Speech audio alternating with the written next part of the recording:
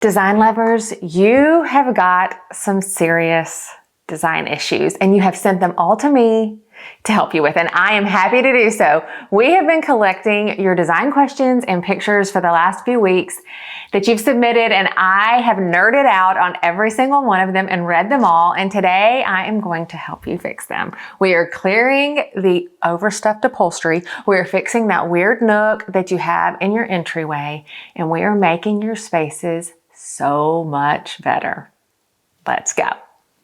Okay, our first design client is Crystal, and she is frustrated with her small kitchen, as so many people are, because there's a ton of small kitchens out there, and she needs more storage space, and she needs to figure out how to use her space better. So I get excited when I see this picture because there's so many things we could do. So the first thing that I would do, I know she's using that piece of furniture for storage, but we're going to give her storage, so we need to get that out of there. And that little nook to me is calling for a banquette and some built-ins. So I would love to see a small little banquette bench happen underneath the window. Then I would love to see drawers on each side, and then towers, cabinetry towers that flank the window all the way up, with some display storage at the top. So basically we'll be building out that entire wall around the window. It's gonna give her storage. It's gonna give her a place to decorate. It's also gonna give her a little seating area that she could do a cute little bistro table in front of, and then pull up a couple of little chairs. So she's gonna have charm, and she's gonna have storage, and it's gonna be adorable. Okay, our next question comes from Laura. She has got a design dilemma that is a blank wall in a new build. And honestly, I feel like there's so many high ceilings, especially in new builds nowadays, that it does create a conundrum when it comes to how to decorate a wall, because there's some weird angles. So she's got very high ceilings, she's got this blank wall, and she's kind of got a lot going on, because it looks like there might be a staircase that goes down to possibly a basement. There is an entry. She's got a window and a nook. So what I would do is pull the little console table that she's got with, it looks like maybe a little shelf. Do you see how that is situated right underneath a peculiar wall angle? So let's get that out of the entry area. If you want to do something cute in the entry, I would do a small little table with a lamp on it underneath the window in the nook, because you're going to be able to see that lamp light from the front of your house. Like from outside, it's going to be so charming and cute and cozy.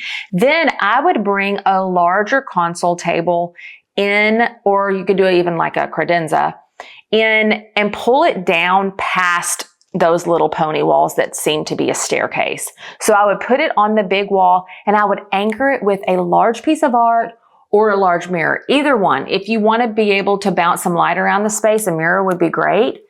Definitely add in a table lamp. It just all needs to be a little bit of a larger scale than the table that you've got going on right now. It's going to make everything feel more elevated. Okay, Michael is next. And Michael has got a furniture layout conundrum. And this one, everybody listen up, because furniture layout, honestly, it's one of the biggest design dilemmas that people have in their homes, because we often get sucked into having two focal points in our room, which is what is happening in this living room. There's a fireplace on one wall, and then on the opposite wall, there's a TV. So, well, of course there's a design dilemma there. That's so difficult to figure out furniture layout when you have two focal points. So if watching TV is important in that room, I would highly recommend moving it to the same wall as the fireplace, if that's an option. You could put it above the fireplace. That's not generally my favorite idea in the world, but sometimes it has to happen. Or you could maybe put it in a cabinet on one side of the fireplace. That opens up the furniture layout so much, because then you could take the sofa, face it towards the fireplace. You get the great view out of the windows to the dogwood that's so important to them. Then you can pull those club chairs in and create a conversation grouping. When all else fails, create conversation groupings with your upholstery furniture. Like, we sit down on our upholstery and we talk to people. And you cannot be hollering across the room talking to your best friend that came over for a cup of tea. You got to have everything pulled together. So when in doubt, think about that. And also just make sure that you have a singular focal point that you can create your conversation space or conversation grouping with your furniture around. Gloria is up next with an art question. So they bought their house recently.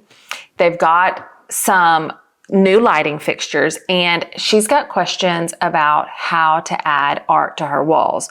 She says that the table and chairs were left behind by the previous homeowner. Now, I'm going to say, I know that this question is about art, but I'm just going to make mention that that space might feel better with a round dining table, because with the way that where the light fixture is hung, the two captain's chairs, especially the one against the wall, just seem really, really close to the wall. And it's not going to be too conducive, honestly, for people to sit in and push their chair out. So I would say maybe go with a round table if you have the option. If not, no big deal. As far as the artwork goes, so the doorway that is behind the dining table creates a little bit of an issue. Sometimes when we want to put a console table or something, a decorative piece of furniture on a wall, but there is a doorway next to it, it creates a problem because most furniture comes out at least 18 inches, but like a sideboard is generally 20 inches deep, sometimes 22 inches deep. So in that situation, what I like to do, especially right here, would be possibly a large piece of art and maybe a bench underneath it. I don't always love a large piece of art on a wall just kind of hanging out by itself. I like to ground it with a piece of furniture, whether it's a console table or a credenza or a bench underneath. And I think that could work in this scenario better than just a piece of art. Although if you want to keep the walkway clear, you could just do a large piece of art there, or even a gallery wall. That would be pretty, or a triptych. I mean, all of the things would look good right there.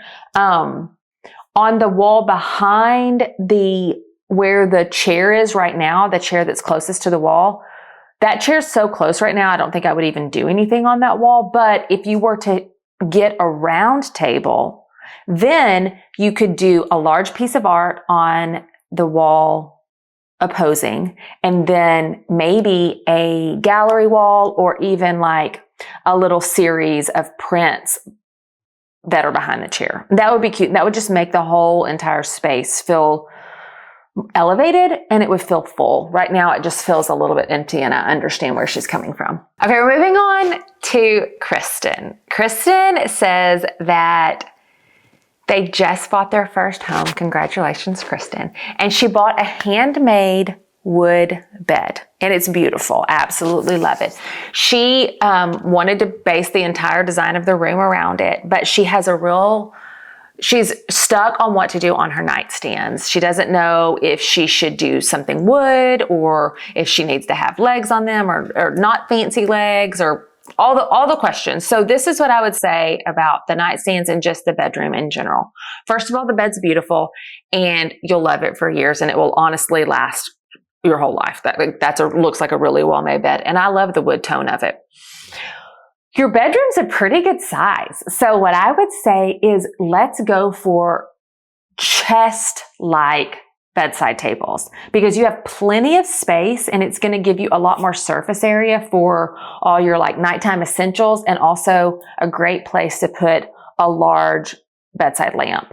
So I would go with a wood option, but it doesn't have to be the same color. You could bring in a darker wood tone, or you could go with a painted finish. But think about it in this way. If you're adding a bedside chest that's larger, it's going to ground that whole wall visually. So you could go with a little bit of a darker stain or a darker paint color on the wooden bedside tables.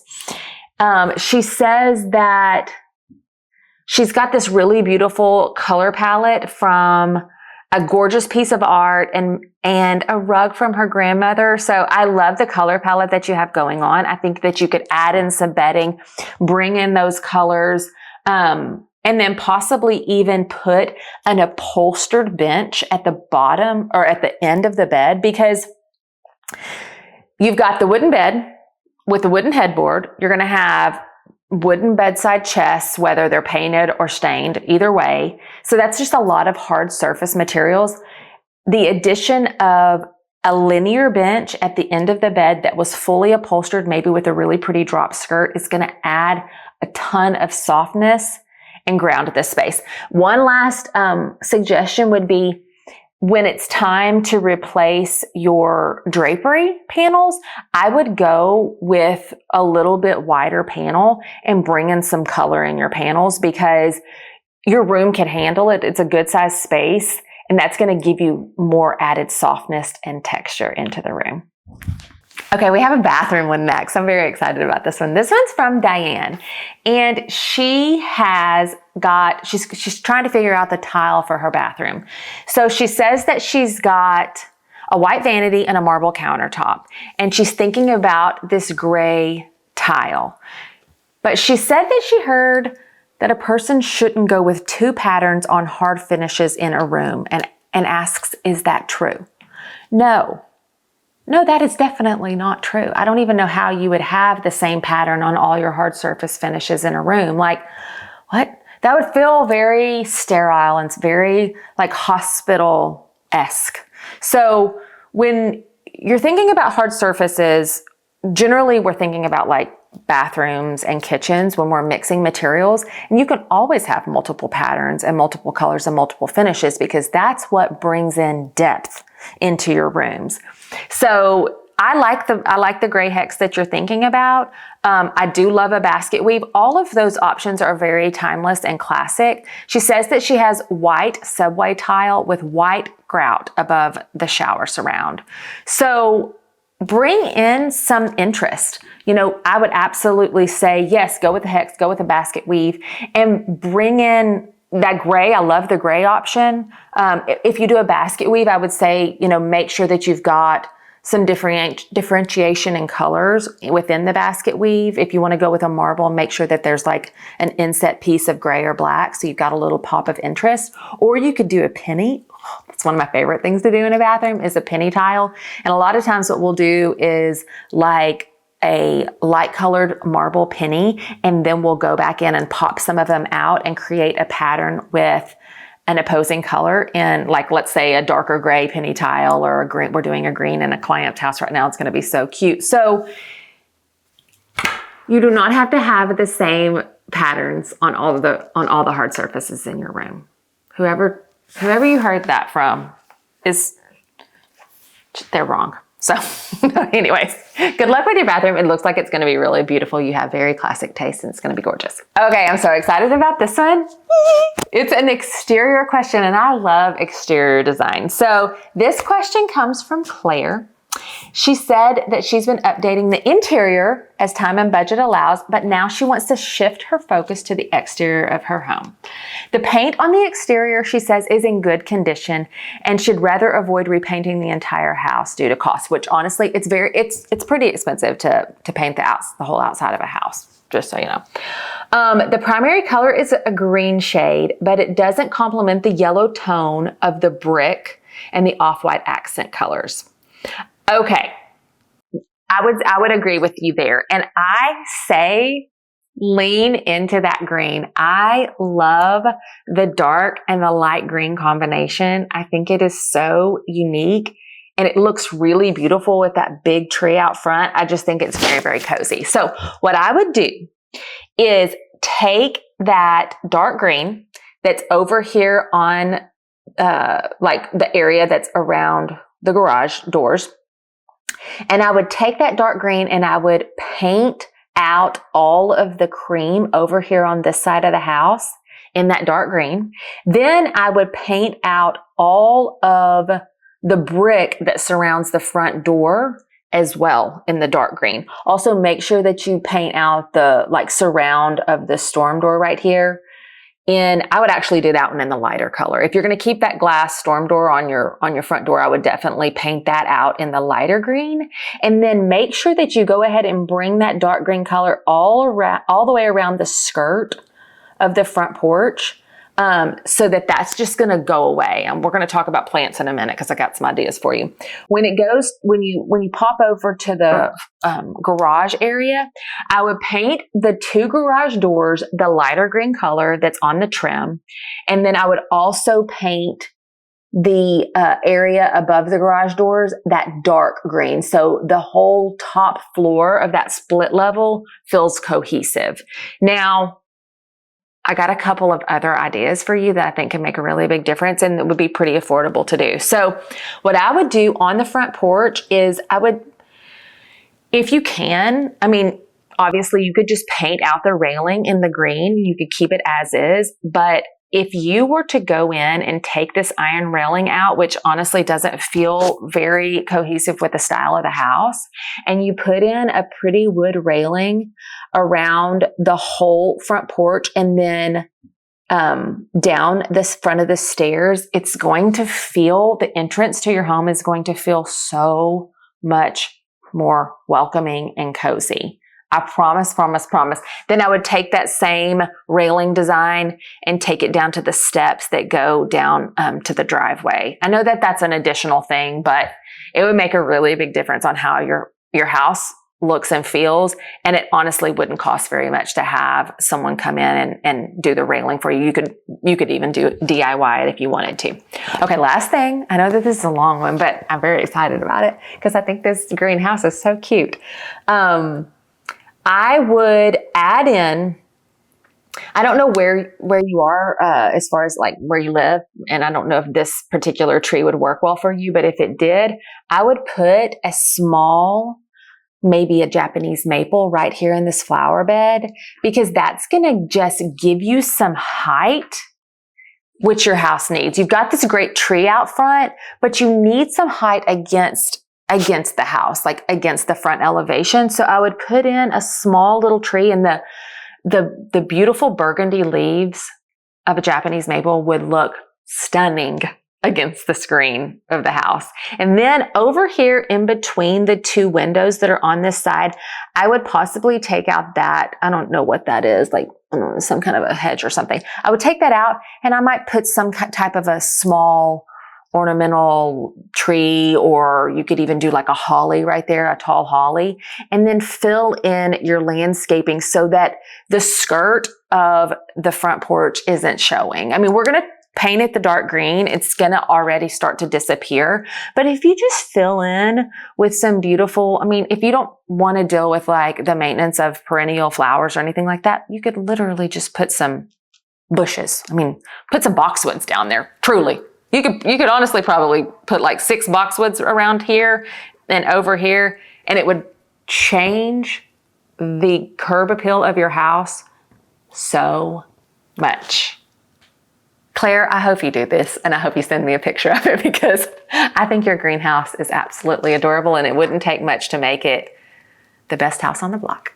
Okay, this question is from Diana, and I have to say, Diana, you have beautiful taste, and you've done a really good job with your house, decorating it and making the adjustments that you've made so far. So she has got this gorgeous living room, and she says she's planning to replace the black chairs because they're quite pointy and dangerous. And honestly, they might not be very comfortable. They don't look like they're super comfortable. She says they're planning to have kids, so they've got to get rid of the chairs. She says the space isn't very large, but she wants to refresh it. The room features the fireplace on one side, which is beautiful. It's really beautifully decorated. And then she's got the dry bar on the other side and the TV wall. So that is a lot going on in one room.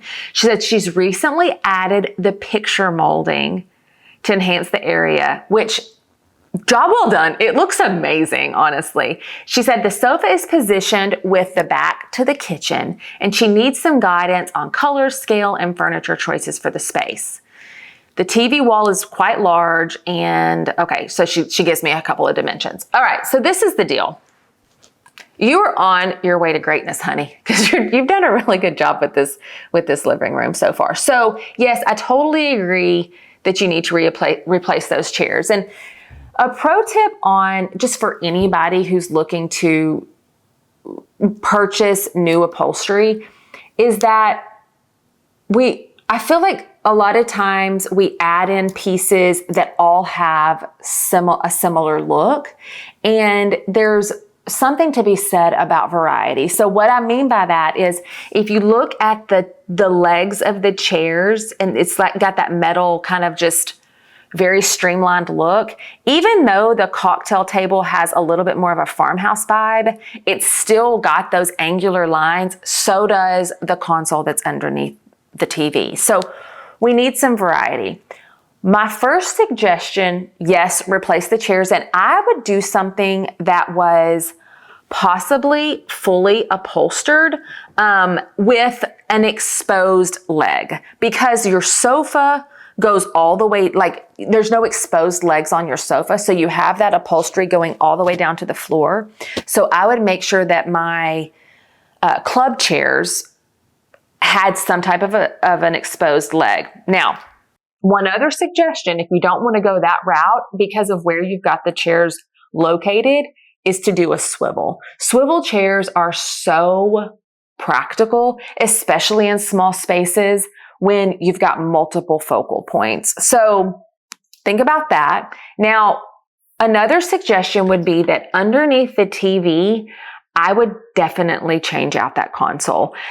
If you do not have AV equipment in the console, I might take the console that is behind your sofa and put it underneath your TV and see how that feels, because I think it actually looks like it might be a really good scale for underneath the TV, and you're going to have some space. It looks like you possibly might have some space on each side of the TV on top of the console to do like stacks of design books or accessories or whatever you want to do. Then you could take those two little upholstered ottomans that are underneath the console and snug them underneath the console that's underneath the TV. That would just be really cute, and it would use something that you already have. Now, if you don't want to do that and you need to hide AV equipment, I would say opt for a new credenza sideboard situation that goes underneath the TV that's taller, because there's just too big of a gap between the bottom of the TV and the top of the piece of furniture that's underneath it right now. I'm sure you already know this.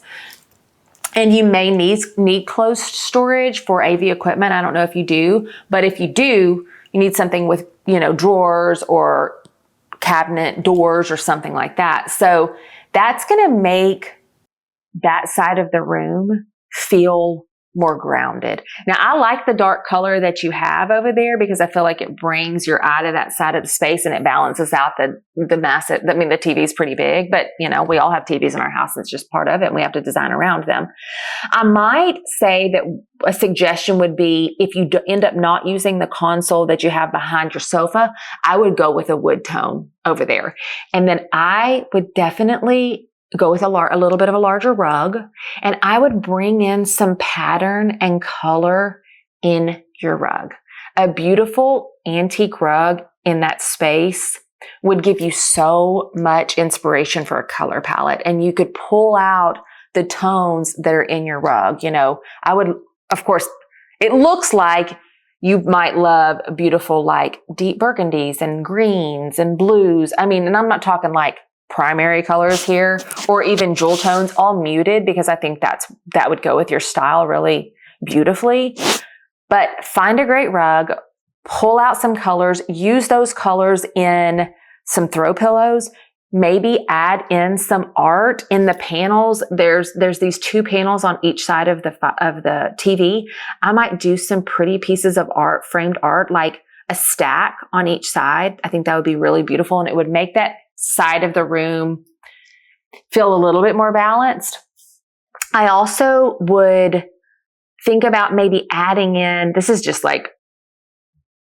little decorative things, but possibly even adding in a little lamp over here on the side of the bar. I think that would add some dimension to the space. And lastly, maybe change out your lampshades for a color.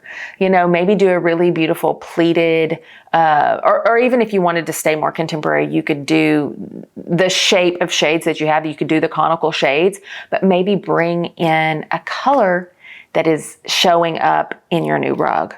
That would make a really big difference. It would make everything feel more cozy. You've already done a great job. It looks to me like your sofa is in great shape. You may want to change out your cocktail table at some point, but it's not bad. I don't think it's bad at all. I think you've done a great job, and this is just all honestly food for thought because you're well on your way. You have a really beautiful home.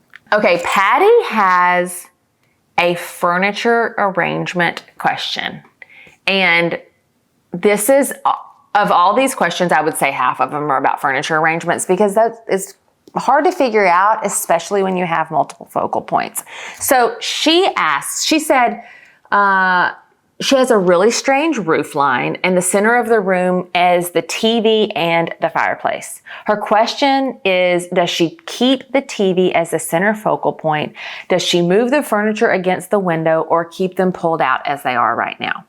She recently redid her kitchen, which is absolutely beautiful, and that's the style that she wants for the rest of her house. Okay, girl, let's get into it. So Patty, this is my 2 cents. I would say first glance that your upholstery feels like a lot because it's all really large and overstuffed.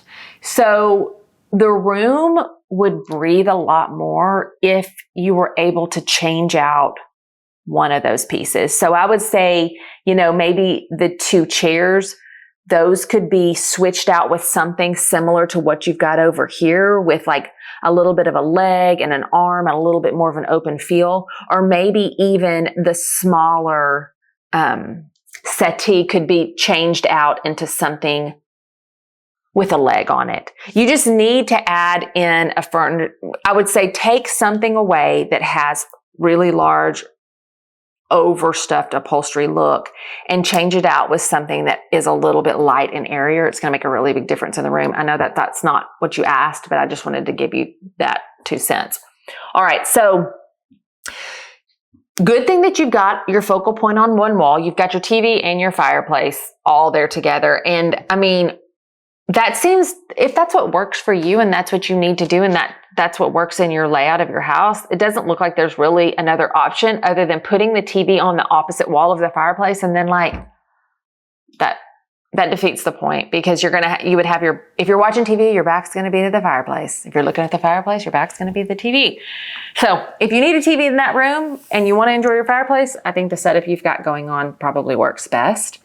I would say, and I said this earlier, think about your seating grouping and how you're encouraging conversation. It looks to me like the sofa that's against the back wall is a little too far from the cocktail table in the center. And the way that you've got this seating grouping set up really calls for a square cocktail table because the whole point of a cocktail table is to be able to reach it from sitting down in a chair or on the sofa. So you've got to be able to get to the sofa. So get to the cocktail table from the sofa. So I would pull this sofa up. I would maybe possibly switch out these chairs, get everything closer to the fireplace.